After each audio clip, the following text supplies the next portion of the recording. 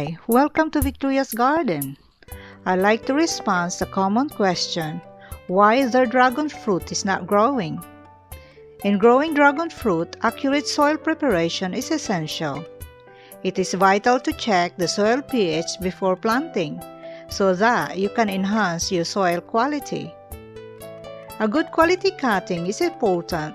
Don't plant if there is any traces of fungus because later in dragon fruit growing stages it will spread slowly. Add a good quality compost, and if your soil pH is below 6, it would be ideal to add agricultural lime to raise the pH. Most plants flourish at soil pH 6 to 7.5. It's significant during vegetative stage that your dragon fruit is not deficient in nitrogen, phosphorus, and potassium. For more in-depth explanation about NPK, please watch my previous videos. During vegetative stage, proper maintenance is important. Make sure that your dragon fruit gets 6 hours of sunlight per day, free from fungus, and proper watering and pruning.